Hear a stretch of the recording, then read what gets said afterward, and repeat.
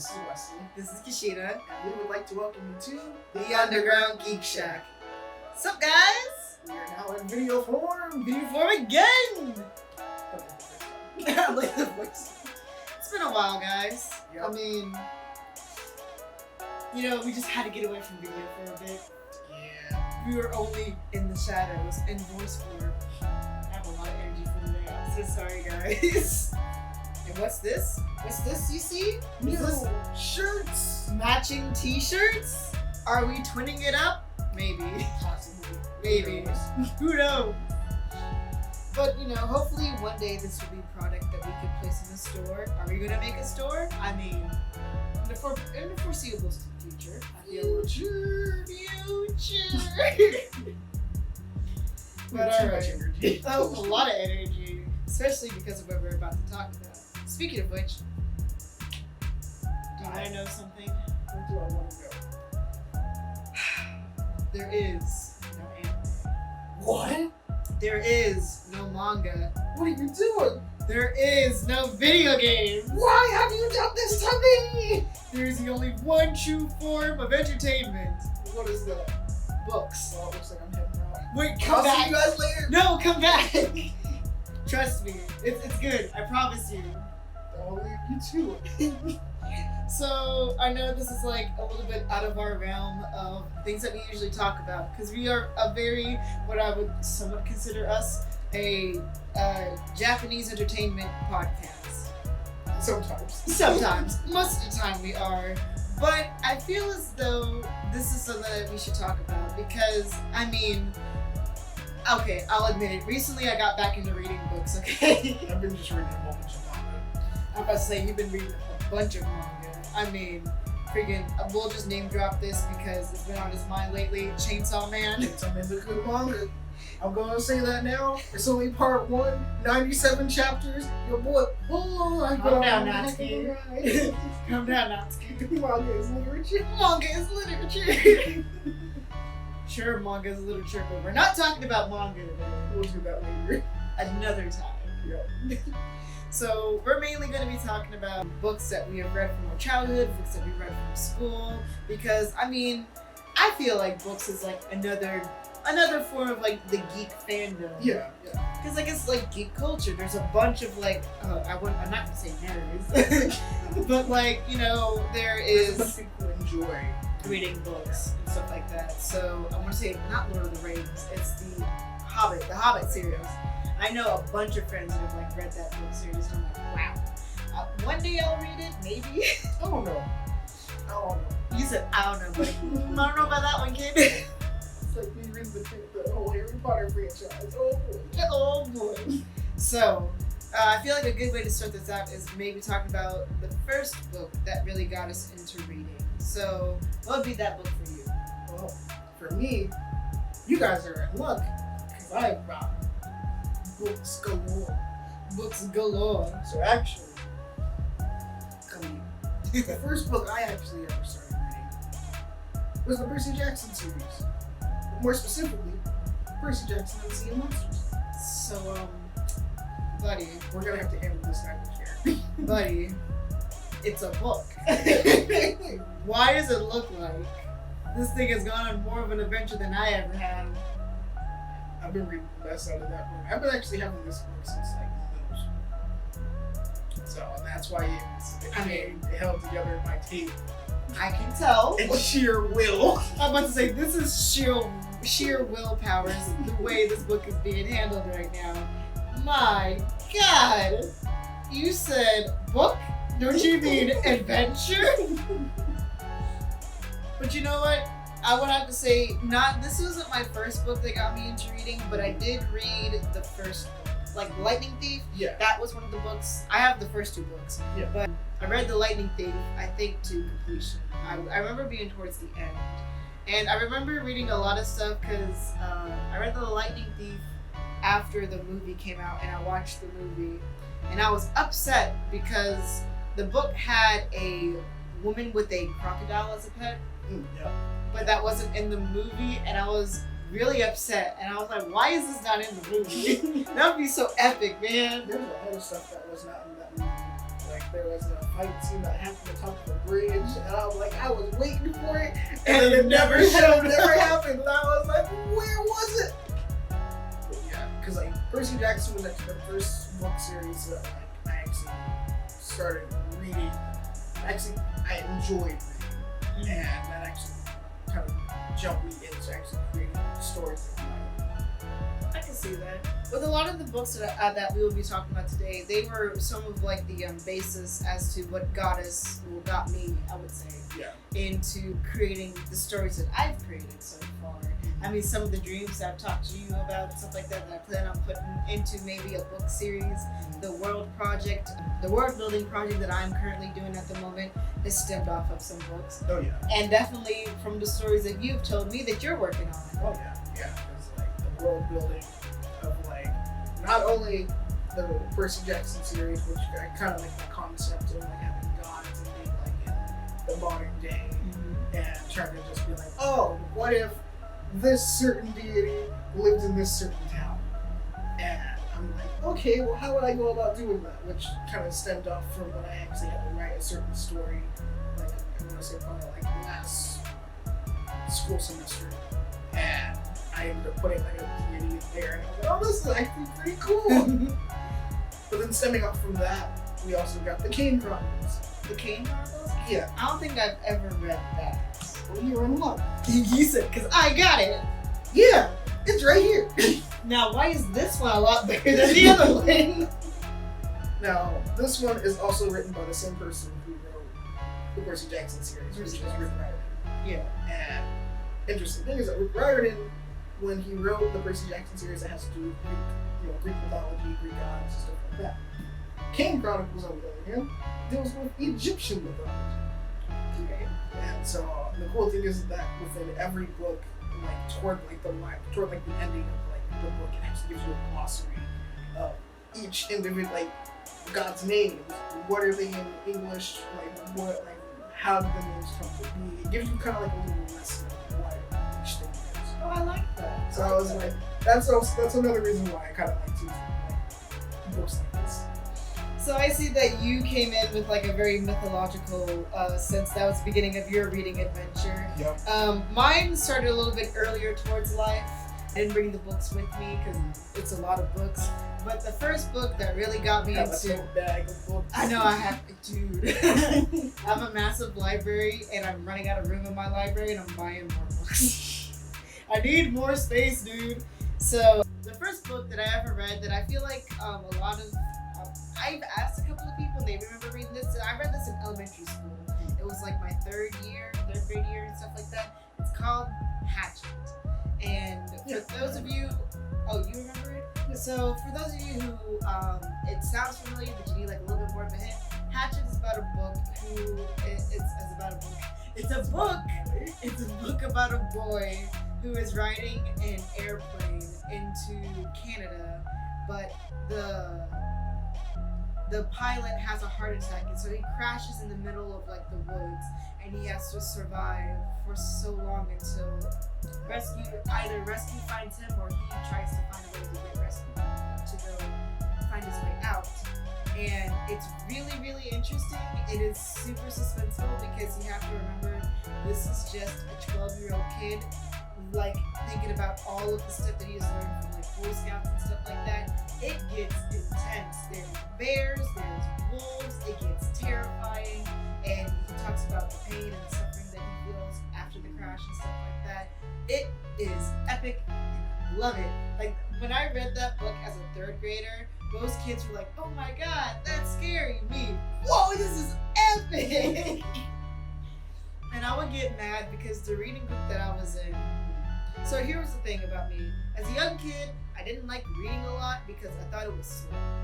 I like fast-paced action things, which is why I like comic books and stuff like that, because I can go through it pretty quickly. Yeah. But with words, I also had like a little bit of a slower time reading. This was before I got into anime or subbed anime and increased my reading speed. So I read kind of slow, and I was like, this is too slow, this is too boring. But the Hatchet, like, really made me like it. But the reading group that I was in, we only went through like 10 pages per day. And I'm like, but I want to read more. And I had to wait like after 10 pages, the teacher would be like, okay, let's go on to math. And I'm like, no, let's get back to the hatchet. Oh man, because like I remember back when I was in elementary school, we took this class called like reading, and that was an interesting class to say the least. Because one book series that I actually loved a lot back then was called Shipwreck Island. Shipwreck Island? Yeah. That sounds Sadly, epic. I don't actually have Shipwreck Island with me, but I liked it because it was, as you were saying, like, the fast paced thing. It goes from these kids being on a boat, because like they're on a boat, they're going to like a detention center, and they're on a boat. The boat gets attacked, they get shipwrecked, like, and they basically get tossed off the boat, and they end up on this island.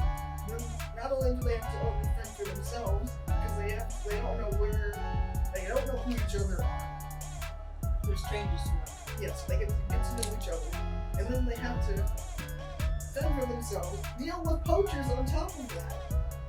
Oh my god. Yeah. And there's a lot that goes down. And then apparently, one of them, like, 'cause they deal with poachers, the poachers have guns, they deal with pigs and animals, you gotta eat. You have to eat. And so then, like, toward the end of the series, apparently one of the kids has crutches because he got shot by one of the poachers. And I'm like, what in the world is this book? I need more. Oh my god. And so, like, that spiraled out into, like, the unknown. The unknown. And it, like, went from, I need more of this, to having me actually go and not find that specific book. But then I found another book at my other local library back when I was a kid called Lion Boy. And I was like, what the heck? I like lions at the time. And I was like, oh, it's a book about lions. Okay. Wrong. And so I read the entire book. I only have the first book. Apparently there's a lot more. And so I read that entire book, fell in love with it because it was about a dude who could talk to cats. But not only could he talk to cats, the cats actually talked back to him. And so then he started talking to lions. And then the lions apparently were in part of the circus type thing. And then they were being taken away because they were going to be slaughtered. And then I'm like, what is going on? So then our main character Charlie and he actually ends up like getting help from his friend Ralph. And so Charlie and Ralph take all the lion cubs off somewhere else because that's what their parents wanted them to do. And then I took it upon myself, me still being young, to sit here and email the author of the entire novel and be like, I love this novel. I have questions. I had many questions. And so I was scared at first to actually, I know this is tangent, but I was scared to actually send off that email. And I sent off the email, and I'm like, he's not going to respond. That author has too much other things to do. Instantly Little did I know, responds. a day later, he responded. And I'm And like, you had a heart attack. I remember you calling me. You said, "Oh my God!" I was like, "What's wrong, Wesley?"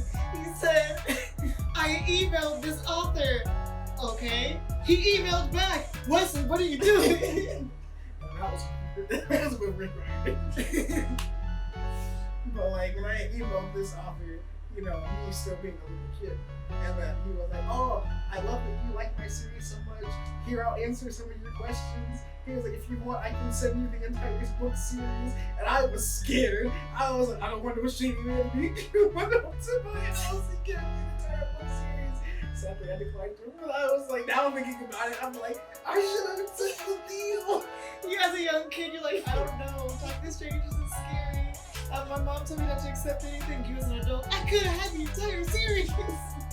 That's me as like now because I'll get into this book series later. Actually, I'll mention it later because what I want to first talk about is the books that like the school made me read. Oh yeah, Beowulf was one that the school made me read. Beowulf, I remember reading Beowulf, but here's the thing about Beowulf. It was very complicated vocabulary, and also I was reading it in honors English, and so we had to do a deep dive, and I kind of like purged everything from that class. Because I mean, I didn't mind it. I remembered some of it. I remembered like it being somewhat really weird and stuff like that. But some of the deep dives that we did bored me to heck and back. So I was like, nah, this ain't it, Chief. I remember reading Grendel for the first time back in high school, and then because the reason why I say I read Grendel twice, well, Beowulf twice, was because we read it from Beowulf's point of view, and then we read Grendel's point of view, which I didn't realize Grendel had his own book. You said what? And so my teacher was like, yeah, now we're gonna read it from Grendel's point of view, and I was like, why are we gonna read it from the monster's point of view? It's just gonna be sad and depressing. And I fell in love with Grendel. Like, you made me come out to be the bad guy. How did you do this? You know what? This reminds me of the one book series that they made like almost every kid read, Frankenstein's Monster. Yeah. Like, I really loved this book. Like, again, this was honors English. This was like the part of honors English that I actually retained. So we read it and we started reading it, and I was kind of like, okay, yeah, I guess it's all right. But the more we got into it, I was like, oh, I really loved this book. I just remember like dissecting all the letters that was being sent, and we're like, we would be stuck on one letter for like the entire class period, and we're like, what do you think this actually means? It means he did this. Continue. Like, man, there's been like so many, because like that was one book I had to read. Another book I had to read was Circle Away in the Great Night, which was Arthurian legend and whatnot, and I don't know, a movie about it. Interesting. I've heard about it, But like I don't that was know. an interesting one. I don't know much about the Knights of the Round Table, like Sir Gawain and the Green Knight. It wasn't the Green Knight evil, Supposedly. Yeah. Because it was a creation of Morgan, not Morgan. Morgan, I'm thinking of freaking Pokemon. Mordred. Yeah, because it was a creation of Mordred. But it was interesting because like it was mainly to test Gawain's loyalty to Arthur. And it was like at first, like when you see the knight walk into the to the gallery hall with everyone, and you're just like, oh no, it's a big bad knight. What does he want? And then he's like, fight me, and I'm like, what? And he's just like, huh? He's just like, yeah. Any one of you who can get a clean head off me in 1 year's time, I get to do the same thing to you. And so Gawain comes in, chops off the dude's head. And I'm like, okay. Oh no. I was like, okay. That ended pretty quickly. But then it doesn't end there, because the knight picks up his head and looks at Gawain and goes, you did good, boy. 1 year's time, come meet me in the forest. I got the same thing to you. And I'm like, what? And then this knight just walks out with his severed head, and he's just like, I'll see you guys in a year. Oh, that is so creepy. So this is a mini side tangent, but okay, I'm slightly gonna bring in video games to this. My only true knowledge, you're gonna make fun of me, and I'm accepting of it. Mm-hmm. My only true knowledge of author in the Knights of the Round Table is because of Sonic and the Black Knight. Understandable. Yeah, because doesn't that have like some correlation to Arthurian legend? It was basically Arthurian legend, but Sonicified. Yeah, I remember that. It's cheesy. You're not wrong, because when I was a kid, I wanted to actually get the game. I have the game. Only because he had the sword. I have the game, and I've played it almost to completion. I'm stuck at younger me got stuck at a part. I'm sure if I play it now, my You'll probably be able to Giga brain could get it. Watch, I play it, and I'm stuck on it again. I'm like, what am I doing wrong? But no, like, in all honesty, like, that's my full knowledge of, like, King Arthur and the Knights of the Round Table. Yeah. And sadly, because of Sonic and the Black Knight. But yeah, like that was one book that I read. Another book. I did read the Magic Treehouse series. Was that one that the school made you read? Yeah, kind of during like elementary school. Only because like when they I don't know if you're elementary school, like do this to you. They shoved you into the library and they just said, pick a random book and then just open it up to a random page. And if you complete that page, you'll be able to actually read that entire series or whatever. So here's the thing that my school did, right? That's what my school did. They were just like, go at the books. So the school, like every once in a while, we'd go to the library. We had to pick out a book and read right then and there. But my school also, I don't know. Do you know about AR points? Oh yeah. So, oh my God. So let me tell you, man. Me and my mom. Oh, my mom helped me out. So we had family reading night. It was every Wednesday night. We'd go there, and they would order food, and it would be from 5:30 to 7:30. So it's 2 hours. Read books, you do your AR tests, and you get points from them, you turn them in, and you help the school raise up their AR points. Yeah. Let me tell you, I got a massive amount of points in that collective AR thing, because let me tell you, there were separate goals that we would have to reach. So, one, I know this is a weird side tangent, but I love it because reading just brings me back to childhood. So these AR points, man, one was like, okay, each grade on a separate day gets a pizza party. Oh yeah, I remember that. We got those. 2, the second goal was like ice cream party and stuff like that. The third goal was like a free day, so each grade for a certain amount of time would go into the gym or like outside in the field, in the playground, and they would play for like a couple hours and then we would switch over. It was basically an entire free day where we didn't learn, we just watched movies, play games. It was fun. I remember one time we had the pizza party. Our pizza cave. But no. So then the final goal was what we always reached for, and it was epic. So my principal at the time, when this was like really like hidden, it was her name was Miss Humphrey. And what she would have to do, the final goal was, the first time she did this, the final goal was she had to kiss a pig. Yes. Okay. She had Charlotte's Web, okay. She had to kiss a pig. And let me tell you, when we found out, we said, all right, bet. So we were reading, and we reached that thing. We even went above that goal. We got something else special. I can't remember exactly what it was. But we basically doubled the points that we had to get. And so the day came, and so what sucked for her, well, it didn't suck, but it was funny. She had to kiss the pig twice because we didn't have a school auditorium. It was in the gym, and you can only fit so many kids in the gym at once. So it was kindergarten through 2nd grade, went in to do the school assembly where she talked about how proud she was of us being able to reach our reading goals. She explained to us how reading was important, and then at the end, she introduced us to the pig, and she kissed him. She kissed him on the snout, but like as a little kid, you're like, oh, she kissed a pig. There was like photographers there and everything. Oh my gosh. So like I said, she had to kiss the pig twice because kindergarten through 2nd grade went in, and then 3rd through 5th went in for the second school assembly. And I'm like, bro, you had to kiss the pig twice.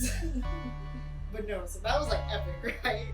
But no, after she left, instead of reaching goals like that, we would, for 2 months, they would do a thing where, depending on how many AR points you got, you get Hershey Kisses. So let me tell you, I was that kid that would always get 100 points. Like if you got 100 on your AR tests, and depending on how challenging the book was, you get either 5 or 10 pieces of Hershey Kisses. Let me tell you, they had to always get me a Ziploc bag because I would rank up points like crazy, and they're like, they see me come in and I bring in these tests, I'm like, yep, they're all mine. And it was like 20, 30 points a piece. Oh my gosh. And so they just looked at me, looked down at my test, made sure that I got 100 and everything, got a Ziploc bag, and I walked back to class and was like, where did you get this from? I said, family reading night, boys.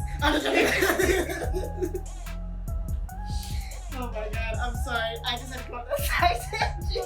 Good, like, good, moving. You over here, like, I got my money.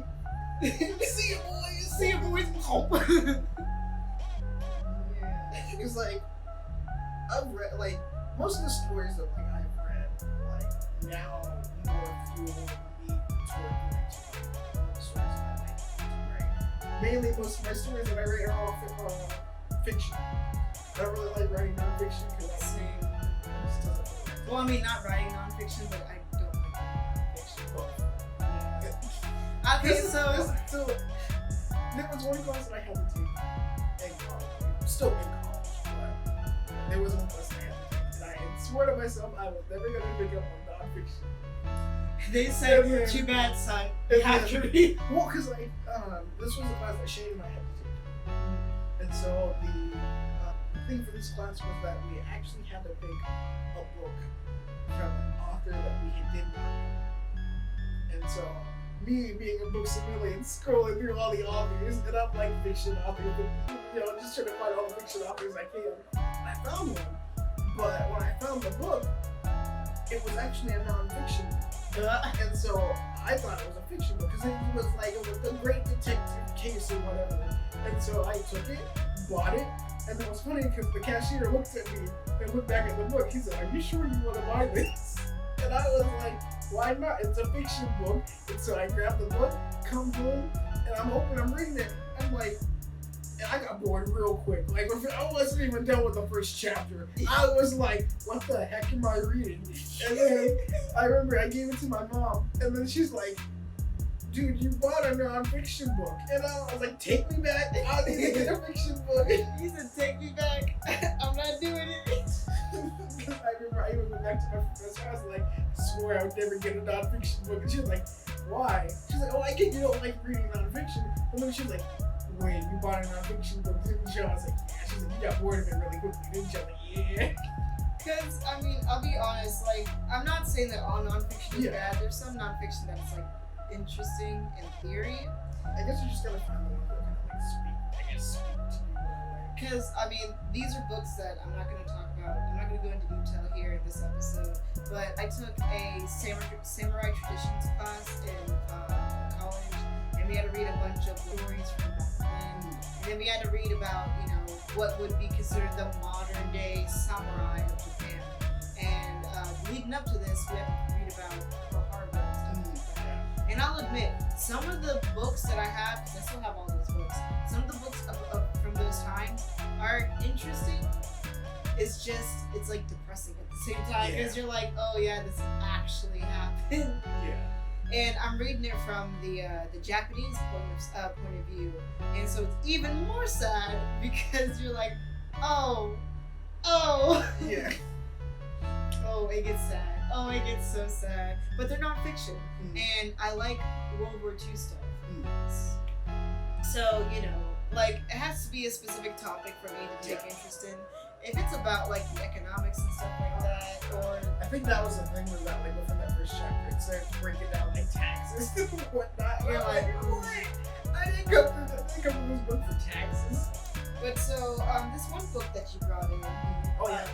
This one book, like, so, actually, it's funny, because this is a book called Bird by Bird by Anne Lamont. You gotta say the entire name. We're gonna show it off once again. But it's called Bird by Bird. Some instructions on reading.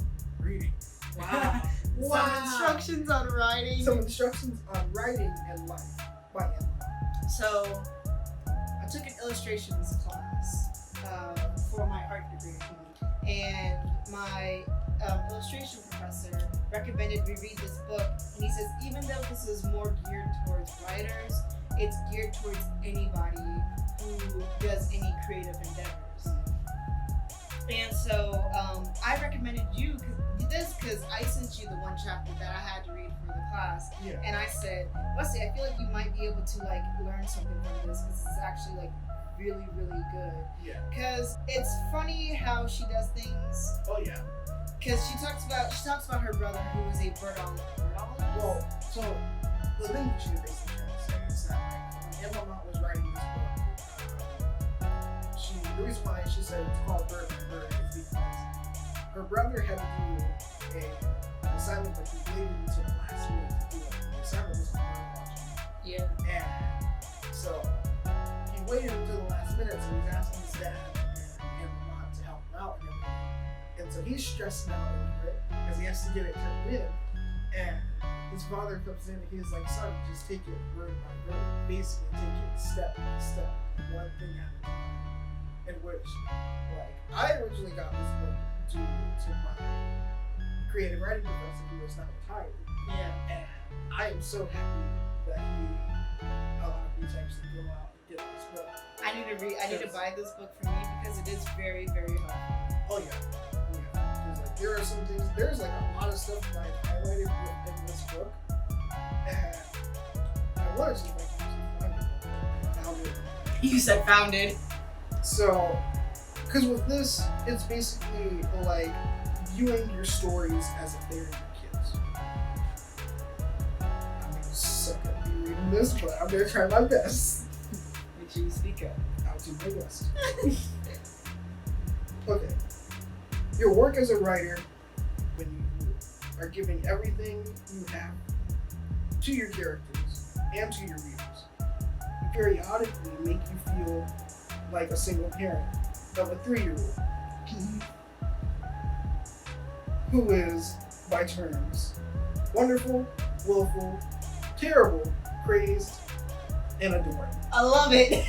In which that kind of like spoke to me because I'm like, yes, for our age we are still pretty young, but I remember when my professor told us to read this book, and I had told him in our conversation, I was like, look, I'm 20 something, I don't have kids, but I have kids.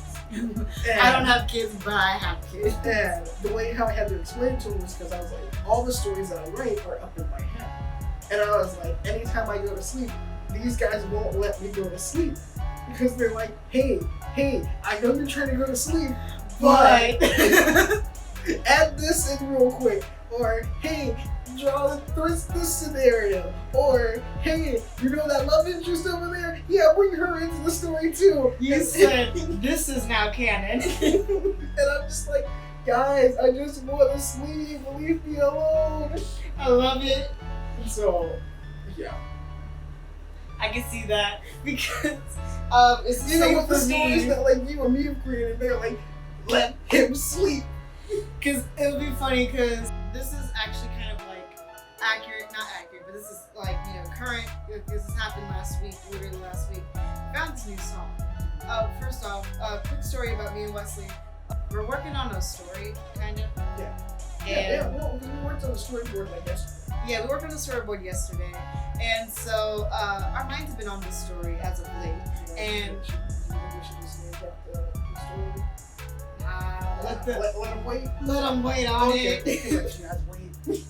We'll talk about it more once you're fully confident in the complete story. Yeah. But so, quick backstory. Me and Wesley tends to make our best ideas whenever we listen to music, and then we'll kind of like bring it in, tie it into it. And so with the story that we've been working on lately, we had a lot of good ideas going into it, and it's still going on pretty well. I listened to this one song, and it fits so well with the two main characters that we had in it that I immediately, I was at work and the song passed by my thing. I was doing like a repetitive task, so I was allowed to listen to my music, and I listened to it. I said, dang, put the song on repeat, copy the link, send it to Wesley, and I said, this is with our characters, good luck. And then I get a text message 5 minutes later, and he said, dang, you're right. And I proceeded to just be like, oh, it's about love. It's about this. It correlates to this. And you're like, dang, you're right. I said, dang, you're right. And too bad I was at work because we would have gone into like a freaking hour-and-a-half conversation about how this song fits so well with the plot and where it belongs in the plot. Yep. It was just too perfect. But I was at work and he wasn't. Yeah, I was at home. I was sitting here typing out notes on my computer. You said, yeah. Oh, go on. Continue. I love it. Oh, but yes, definitely with the our characters are our children. Yeah. With the characters that we have created together, they're definitely our children. We are We have joint custody of them. I get them on. I can have them most of the time. He gets them on weekends and holidays. Sometimes they sneak their way over. They sneak their way over, but I'm just like, go to your dad. So enough with school, because I mean, there was a lot of books that I read that school made me read, and I was like, yeah, I'm down to clown with it. But let's go on to the books that we have chosen to read outside of school. 39 clues. You said 30. You said immediately 39 clues. Would you like to explain what 39 clues is about? 39 clues. It's a really fun roller coaster. But basically, it's a book about these two. Hold up. Your siblings. Yes, thank you. It took my mind a minute. But you got Amy and Dan. And I'm surprised I was able to remember their names. I was about to say, I remember reading the first part of the book, but I don't remember the name. And because like it's from one person's, like they're the one who actually came up with the concept for 39 clues. And apparently each individual author wrote the scenario for 39 clues using Amy and Dan. And it's like an overarching story, like trying to basically like National Treasure kind of. It's like because like apparently their grandmother, who was world renowned and she loved to travel the world, hid she calls them 39 clues, and she hid 39 clues all over the world. So each clue goes to something different that the grandmother wants her two grandchildren, who she really holds in her regard, to find this one thing before anyone else in the family actually finds it. Because I want to say, like, didn't it start out with like they were at the grandmother's wake, and like they meet the other they meet their other family members. They're like pretentious and snobby, and they're like, yeah. Like some of them were like part of an actual secret spy organization, and you're like, who are you people? Why are you here? Because like the first book that I actually have, 39 Clues, is actually book 3, which is when they go to Egypt. And I was like, I fell in love with that book. And then it's because the way how I collect books is kind of like sporadic. So I have book 3, I have book 11, and I have book 2. I can't do that, but then again, that has happened to me once before, and I'll talk about that here in a second. Like, oh my gosh, I know that struggle so bad where you're like, oh, this book looks interesting, starts reading it, I feel like I'm missing out on something. This is book 3 of the 7-part. Dang, love it! Because, actually, you know what, I can make this up now. There was a point in time where every Wednesday I would go to Walmart, and it would be me, my grandmother, and my mom. My mom, after we do our normal grocery shopping, me and my grandma would immediately walk to the book section. Usually I would get like those cheap novels, like, you know, I never got the romance novels because they're trashy. No, I'm not saying they're all trashy, but a lot of them are like $5 smut fests. So I didn't get those. I go more for the anime, not for the books. I went there because, you know, I was like, dang. At first I would see if a new Shonen Jump was out, but then my grandma was like, why don't you get an actual book? And I was like, okay. So I would get away from the magazines, sadly. And I actually found like a bunch of like apocalyptic like novels and stuff like that, mystery novels, Who Killed Who and stuff like that. They were alright, but then I saw this hardback book. It was called Never Fade. Never Fade? Yeah, Never Fade. And I was like, ooh, and the cover looked epic as heck. I was like, I don't know what this book is about, but I'm gonna get it. Yoink. And I got it, and I opened it, and I was instantly confused. And I was like, this does not feel like the beginning of a book. So, my 3 brain cells was like, check the front of the book. And so I did. And then I realized this was the second book of a book series called The Darkest Minds. And I was like, dagnabbit, I can't read it now. So it wasn't until recently where I ordered the entire book series, which is what brought me into wanting to talk about books today, The Darkest Minds. I bought the entire series and I'm reading it like properly now. Because like you, got the second book in the series and I was like, dagnabbit. See, the thing I ended up doing was that like for the whole 39 movies, because I used to order like book, like not like the actual physical book, but like I used to get like cassette tapes to like put into like this little cassette player that actually has like the audiobook on it. So I basically just listened to the entire series through audiobooks. Then I got to the last part and I was like, oh, this is good, and then like it's like getting up to like a climactic part and then it just shuts down and I'm like, is that it? Is that it? I want more! I want more! So like that was me with books that like I had to read for class, but it was just so boring and I was like, ooh. But with books that I was like really interested in, I was actually able to read it on my own. So I'm gonna reverse back in time real quickly for a little bit because these were books that I didn't have to read for school, but I read and I loved them so much. Diary of a Wimpy Kid. Oh yeah, I have that. Big Nate, I still have too. Big Nate, yeah, I have Big Nate too, and I read that one as well. That was also really good. Goosebumps. Oh, Goosebumps. Yeah. My favorite Goosebump book is called Shocker on Shock Street. It's basically about these two kids who go into an amusement park that's based off of like all types of horror films and stuff like that. I'm trying to remember. There was one that had to do with like Scarecrow. That one was my favorite. I'm trying to think. I read a few Goosebump books. But when you were talking about like the going to like the that reminded me of dang, what was it? It was like Magic Kingdom. Oh no, Kingdom Keepers. That was the name, not Magic Kingdom. I was like, wait, It's Magic basically Kingdom's Disney. it's basically about these guys who get lost at Disney. But it's Disney after dark. So you know what? So basically, when I say Disney after dark, I mean no staff members. Yeah. No, people dressed up as the different characters. None of that. Like, they actually get lost in Disney, and then apparently Maleficent comes alive and decides. Whoa. Pause. Why Maleficent? Yeah. Why is it always Maleficent? Exactly. Kingdom Hearts, she's the bad guy. Well, for the first one, she was the bad guy, and then later on we figure out, oh, it's Xehanort. Or wrong, it's the... Actually, it's still Maleficent if you go off of what's been happening in the mobile games. She's still the bad guy. True, you're right. Dang. Especially after what happened to... Oh, we ain't gonna get into that mobile game. Ooh. That's gonna be a whole beast on its own when we make that episode.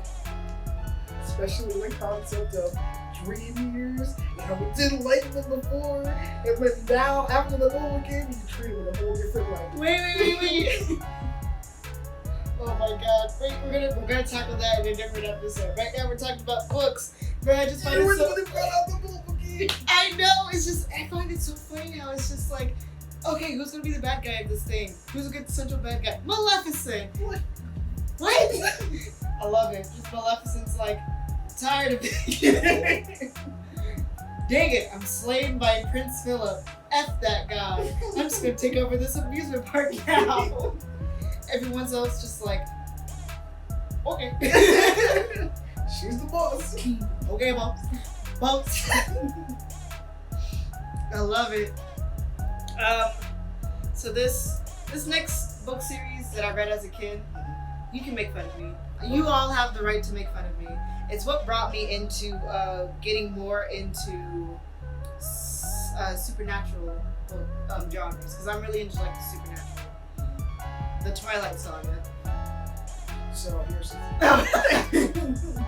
Never actually read any of Twilight, but I did go watch the last movie. You said you watched. I like how you've never read it, but you was like, the last movie, I'm gonna watch it. Yeah. I'm not going into that whole thing. You said no. It's so random. What's funny is my father, he's never watched any of the Twilight movies. Well, he never watched the first one. Actually, no, wait, hold on. So this is an interesting series of events because we was at a friend's house and they had like movies on demand. Yeah. And I said, ooh, the Twilight, it was like Breaking Dawn Part 1. And my father was like, what's this? And I was excited because I already read the book. I was in the middle of reading the book and stuff like that. And I already watched the movie. I said, ooh, it's part of the Twilight series. And he was like, you seem really excited about it. We'll watch it. forgot. There was a sex scene in there. And so I was watching through it, and I was like, yay, yay, yay. But then when it was coming up to it, I was like, oh no. And then I rewatched it, and I was sweating. I said, I was waiting for it to pass by. Boy, hurry it up. Hurry. In my mind, I was like, God, I forget how long the scene was. It didn't go on that long, but it felt like it went on forever. And then when he finished the movie, he was like, I can see how that was interesting. And I was like praying to God he never talked about that scene. And I was so happy. And then he was like, you know, I kind of want to watch the first movie now. And I said, interesting. We'll watch the first movie now. But no, sorry, that was my mini side tangent. I just remember just sitting there, just so scared. I was like, I was thinking about the Hunger Games. I have never watched the Hunger Games. I have read first the book. first book of Hunger Games, and then I went to actually go watch the film, and that was actually a pretty good film. You know what? I have the first book, and I've been meaning to read it because I remember throughout high school, like that was like everybody's book. So high school actually was really interesting to me because the two book series that I saw most commonly, and one of them I actually read. So the Hunger Games was a thing because it was just finishing up while I was in high school. Yeah. I remember a lot of people were reading that, and then the second book series that I saw that was kind of common was the Divergent series. Oh yeah. Now I own and I've read the first two books to completion. I have all the books, but I've never finished it because someone ruined the third book for me. They told me what happened. I'm not going to do that to y'all just in case you ever want to read the book series. It is awesome. It is epic. It's apocalyptic. Yes, there's a theme with me when it comes to my book choices. But yeah, it's an apocalyptic series where you're basically split up into factions based off of the personalities and stuff like that. It's really, really interesting. And yeah, I was ruined. Maze Runner. Maze Runner? I've heard so much about it. I've never read it though. I remember we saw it back in high school. Well, I never watched the movie. Is it a good movie? Yeah, it's a good movie. The reason why I saw it back in high school was because apparently one of the people who had graduated from our high school at the time. Yeah, because that was during our senior year that we went to go see.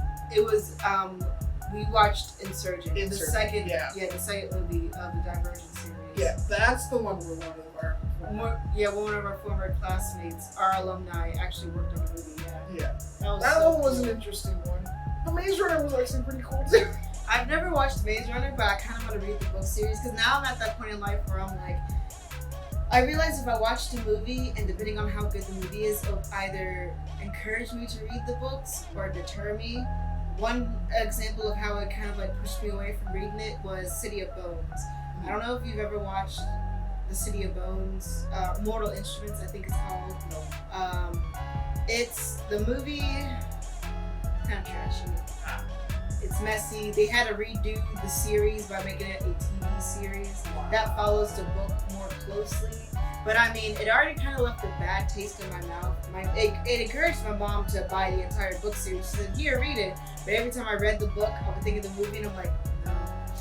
What book I did like reading? I did not mean to cut you off. No, you're good. But one book that I did like reading was True Grit. True Grit? It's like a Western kind of book. And it takes place from your main character, the female, Abby, if I remember correctly, and we get to see her whole adventure to basically find her father's killer. Nice. And I was like, okay, this is actually pretty cool. And then we actually watched the film, and I was like, this is enticing me to read this book all over again. Hold on. I'm trying to remember which book. Oh, okay, cool. So That was back in college. this is high school for me. I bought the second book of the series. I didn't know there was a sequel to it. But do you remember Abraham Lincoln, the Vampire Slayer? Yes. So I watched the movie. It was actually really good. And I found out that it was a book. It's a book series. Well, at the time it was only one book, but I accidentally bought the second book to it, which I didn't know they made a second book. And I'm like, dang, now I need to read the first book, even though I read the movie and watched the book. Yes, even though I all do that. even though I watched the movie, I want to read the first book. So I see that we're coming up towards the end, and we've been talking about books. So quickly, I would like for us to, each mention a couple of books that we want to read in the future. Because I have a couple that I actually want to read to completion. I don't actually have any on hand. You don't have any on hand? You don't know any I'm talking I'm about? trying to, because there was one that I have, and it's kind of like a Peter Pan kind of book, but it takes place from Hook's point of view. Because basically, it's kind of like the real life version of Peter Pan. But what if the kids were grown up and trying to fight back against Peter Pan? Interesting. Because for those who don't know Peter Pan, basically the fact is that Peter Pan doesn't grow up only due because of the pixies. They eventually cast the curse onto him of not wanting to grow up, so he remains a kid. The only bad thing is that when he brings kids over, he's like, hey, go fight Captain Hook. It's because Captain Hook is actually an adult. He actually lived through what Peter Pan had gone through. And that's why Peter Pan's trying to take him out along with all the things that Hook has with him. So it's basically not Peter Pan, not Hook trying to fight Peter Pan, but Hook trying to fight the pixies. Oh wow. That actually sounds really interesting. I haven't heard of that book series, but I have the first book back on my bookshelf. You said back on my bookshelf. I still want to read Kingdom Keepers, but I have the first 2 volumes of that. I have the 5 is on. I have to finally remember the name of it. It's called 5 Kingdoms. It has a dragon on the front of it. But it's not Aragon. But it's called 5 Kingdoms, but I only have book 3. It's funny that you said Aragon because I got this entire book series as a Christmas present. Mm-hmm. I have yet to finish reading it though. I started reading the first book, but then I got distracted by other things, and so I need to read the whole series because I heard it's actually really good. In that it started off, it's like the story from a 12-year-old, and I'm like, wow, a 12-year-old wrote this, and it became famous, so I need to read it. I don't know if any of you guys listen to the podcast called Welcome to Night Vale. But I listened to that. I know, I introduced you to it.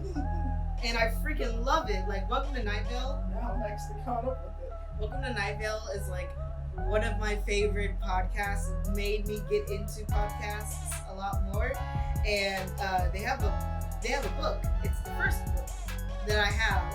And I started reading it and I never got through it because it was before classes started for me in college, and I became too focused on classes that I would forget about what happened in the book and have to reread it. It's funny, it's not. I just want to finish the book, dang it. I listened to the Alice and Dad podcast who wrote Welcome to Night Vale. And apparently that's actually a book. And I was like, wait, this is a book? You said, wait, a Because book? I didn't realize it until toward the end of the podcast when they were like, oh, here's excerpts from the book. And I was like, I might actually get this now. Let's see. I know I said I was going to try to keep anime out of this, but we're going to go into anime territories right now. So, in Japan, there are these books called light novels. They're not as long as an actual novel and stuff like that. They're just, small, more digestible book series that exist. And it's what a lot of anime series are now based off of. I Can't Believe My Sister's Miss Cute, or what's another anime? Oh yeah, Is It Wrong to Pick Up Girls in a Dungeon? Well, because that's based off of a light novel. And so the book series that I want to read, that I started reading in Japanese because I wanted to improve my Japanese skills, is the Monogatari series. If you know about Bake Monogatari, some more. I can't remember all the names, but it's basically each of the titles have Monogatari in it. Yeah. And it's really, really interesting because the animation and the anime. I've been trying to find the Monogatari series. The anime itself is beautifully animated. As a meme, the most famous scene from that anime series is the toothbrush scene where he brushes his sister's teeth. Yeah, I remember that. like a lot of people know it because of that, and they're like, "What is this anime?" And they watch it and they find art. Apparently, the light novels are all pretty good, and I want to read it, but in Japanese. I know there's an anime that's like he knows the way of the sword, but he doesn't actually use the sword. He uses the blades to fight instead of just sharp like a knife. And but apparently, it's from the same people who wrote the manga. I'm gonna have to read this now. This what? That's epic. But yeah, that's as anime I'm gonna get today. And then of course like what's one? Oh yeah, the Stephen King books. Oh yeah. He said it. Like I haven't actually read a lot of Stephen King, so I've always heard that he was like a pretty decent guy, and I want to read to find out why he's a decent guy when it comes to his books. And so I'm just like, okay, I'm just reading some curiosity. That's why I want to read some more Stephen King novels, because I'm like, out of curiosity, what makes this dude good? yeah. But yeah, so yeah, I know this is like a weird like diverge of like what we usually talk about. You know, we're always about anime, we're always about manga, but we always have boast about how we are all types of like geek fandoms and stuff like that, because you know, there's stuff that we haven't talked about, you know, Star Wars series and stuff like that. There are movie nerds, like, you know, the Marvel Cinematic Universe, stuff like that. I would love to talk about that. It's just that we're very, you know, we focus a lot more when it comes to anime and video games. More because that's mainly what we try to like. That's what we watch That's our a bread lot. and butter. That's our bread and butter. That's the thing that we watch all the time. But yeah, so I just wanted to let you guys know that yes, we know that there are also books out there. Books exist, movies exist, and we'll talk about them. Oh, if there are any books that either we have mentioned that you guys like, or any books that you guys might know that we might be interested in, let us know, please. Yeah, put them in the comments. We'll have to give it a shot because I'm always down to finding a new book series. Oh yeah. And I gotta sadly sit here and make one more bookshelf. I have to make another bookshelf. But yeah, so we have come up to the end of the episode. Yep. Thank you for joining us. It's like, it's so epic because we're just, I don't know if you ever watched like, you know, appreciation videos from like Japanese developers. They're like, thank you. Yeah. I thought we were about to do that for a minute, but no. But yeah, thank you guys for joining us today. And we hope you enjoyed your visit To the Underground Geek Shack. Bye guys. See ya.